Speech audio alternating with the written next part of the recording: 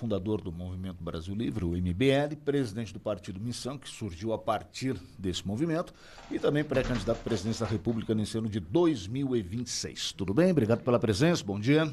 Bom dia, uma honra estar aqui com vocês, trocar ideia, vai ser bem legal. Circulando pelo Brasil, agora na região sul, aqui na região de Chapecó, no estado de Santa Catarina. O roteiro aqui começou ontem, né, Renan? Sim, sim. Prossegue hoje ainda, daqui você vai para Lages. Exato. Esse é o teu roteiro, então você de Lages depois fica ainda no estado? Vamos para Criciúma, Tubarão, e rodar. Não vai ser a rodada definitiva de Santa Catarina, mas porque haverá depois região do Vale do Itajaí, região mais litorânea, mas é um pedaço importante de rodar. Porque, assim, é um pedaço que às vezes é negligenciado. E aqui, assim, eu falo muito, aqui é um pedaço do Brasil que é negligenciado, nem é tratado como Brasil em muitos termos, né? Ainda assim é uma região importante, com IDH muito alto, com qualidade de vida, com uma cultura comunitária que faz exemplo e faz sombra para outras regiões do Brasil. Inclusive eu tive ontem em São Miguel do Oeste gravando para falar sobre isso. Né? O pessoal na pracinha, final de tarde, se encontrando, tomando chimarrão no meio da praça, a criança andando no meio da rua. Quando que isso seria possível na maior parte das cidades brasileiras? Alguns diferenciais aí no que diz a qualidade de vida aqui no nosso oeste, extremo oeste, daqui você passando então pela Serra, indo para o sul e depois mais tarde circulando também por outras regiões. Mas assim, já deu para passar por boa parte do Brasil? Olha, eu estou fazendo um roteiro que passa especialmente nas regiões mais pobres do Brasil. Porque a gente tem que entender o problema dessas regiões e vir com soluções verdadeiras. A maior parte dos políticos, quando rodam, por exemplo, o tal do sertão, todo mundo tem uma visão, o que é o sertão? A região onde o Lula é mais votado, né? Então, aquela parte que tem um agreste, aquela parte que tem um semiárido, regiões no meião de Pernambuco, meião do Ceará, Rio Grande do Norte, todas as regiões a gente passou e tentei entender o drama, por que tem baixa atividade econômica em boa parte dessas regiões, como é a indústria da compra de voto. E aí fui no Maranhão, que não é um semiárido, por incrível que pareça, o Maranhão, a gente identifica muito o Maranhão com pobreza, mas a terra no Maranhão é maravilhosa. A maior parte da terra no Maranhão é altamente plantável, inclusive muito agricultor, inclusive aqui de Santa Catarina, a gauchada também que veio pra cá, foi pra lá, foi virar fazendeiro, foi plantar soja. Então um lugar que tem uma terra boa, mas infelizmente eles dispõem de uma praga, né, uma praga que ela precisa ser combatida, que é o político maranhense. Eu tô aqui pra falar pra vocês que eu prefiro ser atropelado por uma carreta do que ser governado por um político do Maranhão. É a pior classe política do Brasil, mas infelizmente eles mandam muito mais, eu vou falar aqui, eles mandam mais até do que os paulistas. Eu sou de São Paulo, a política do Brasil é muito mais parecido com o Maranhão na sua política do que com São Paulo. Quando eu falo então de vocês aqui no Oeste Catarinense, vocês não têm praticamente representação política em Brasília. A voz de vocês não é ouvida. Mas a voz dos políticos de lá é muito ouvida. E infelizmente isso precisa ser mudado. E acho que também é assim uma forma de compreender que você tem as suas políticas enquanto governo, as políticas nacionais, mas o que vale para uma região não necessariamente vale para outra. Então, o Brasil é muito grande, né? A gente sempre diz que é um país continental, tem que compreender isso e ter ações assim diferenciadas dependendo da região, né? Sim, mas os parâmetros de avaliação têm que ser os mesmos, porque a resposta que eu ouço dos políticos do Maranhão é essa. Aqui é diferente. Mas o que é diferente? Né? Não existe administração pública na maior parte dos municípios. Eu passei por eu vou te dar um exemplo. Eu fiz até uma comparação muito forte entre São Miguel do Oeste, uma cidade modelo, posso colocar, uma cidade bonita que tem pra cá, e Santo Antônio dos Lopes, lá no Maranhão. O PIB per capita, ou seja, o PIB da cidade dividido pelo número de habitantes em São Miguel do Oeste é coisa de 70 mil reais.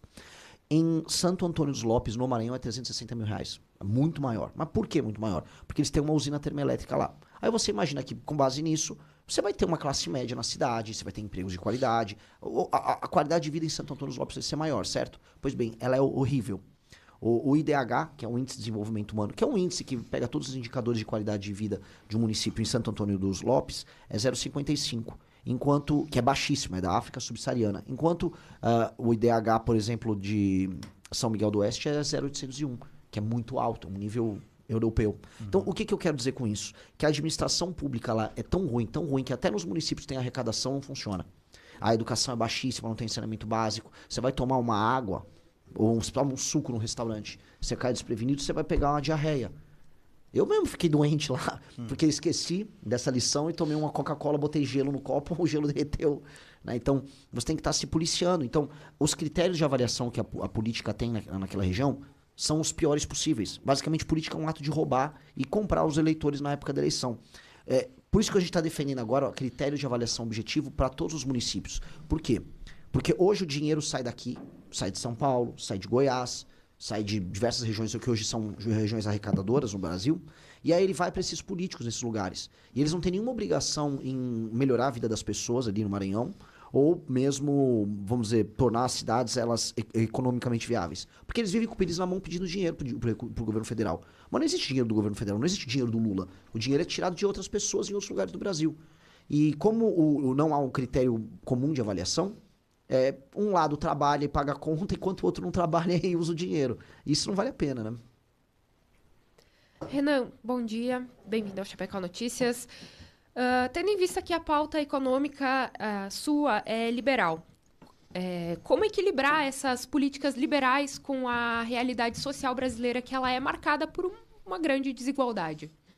Eu acho assim, quando a gente fala em liberalismo, eu estou falando acima de tudo numa questão de manter contas públicas pagas, entender que o empreendedor e o gerador de riqueza no Brasil, ele está sendo explorado em grande medida, especialmente o pequeno, que é quem paga a maior parte dos impostos. Grandes empresas elas são capazes de obter renúncias fiscais e, do outro lado, ter engenharia contábil para escapar da tributação, enquanto que os pequenos eles pagam a conta.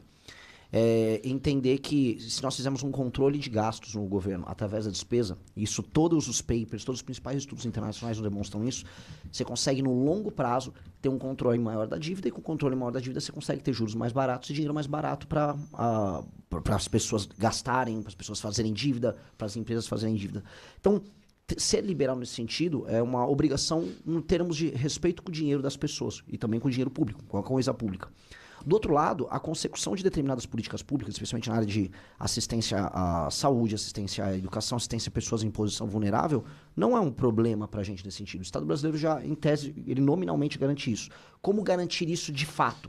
Eu sou muito otimista nesse sentido. E aí eu saio um pouco de um elemento liberal clássico, que diz sempre que toda centralização é ruim, e eu entro num outro lado. Por exemplo, o SUS hoje, que é um sistema centralizado, ele vai de encontro a uma lógica liberal do princípio da subsidiariedade, na ideia de que todo mundo pode ter seu sistema próprio de saúde, o setor privado responde isso. O SUS, até agora, não entregou o que ele propõe em termos constitucionais, por mais que seja um sistema que esteja presente no Brasil inteiro. Com agora a chegada do machine learning, com a chegada da IA e com um projeto sério que você consegue basicamente obter através do prontuário único dos agentes de saúde, com aplicativos que permitam contato através de teleatendimento das pessoas com médicos ao redor do Brasil, você vai poder reduzir as filas, você vai poder saber onde vão ficar os estoques dos remédios, você vai conseguir baratear e melhorar muito o atendimento do SUS, que é um sistema centralizado. Então, eu sou muito, muito otimista nesses termos. Eu acho que a tecnologia ela vai fazer uma revolução gigantesca em boa parte dos serviços públicos, e aí você vai conseguir fazer isso, você vai conseguir ter um Estado que respeita o dinheiro das pessoas e, ao mesmo tempo, atender elas bem. Então, eu vou numa linha que, para um liberal puríssimo, ela soa diferente, porque eu sou favorável à centralização de serviços públicos por conta da tecnologia, e ao mesmo tempo uma pessoa que não é liberal vai falar, mas não estou entendendo, né? É que dá para considerar essas duas coisas. Renan Santos, que é pré-candidato à presidência pelo Partido Missão, você ainda está, você é o presidente da sigla, né? Que surgiu a partir então do MBL, que é o Movimento Brasil Livre, né? Até brincava contigo aqui, 30ª, não 30 sei tantas, o quê, legenda aí, partido que surge no Brasil. Essa é uma outra crítica, o Brasil tem muito partido político, cada pouco surge mais um, pois agora nós temos mais um. Mas a ideia foi assim, fundar um novo partido, fundar uma nova sigla, porque o que está aí não se encaixa nos pensamentos que vocês têm? Fábio, a provocação é o seguinte, quantos partidos de verdade existem no Brasil?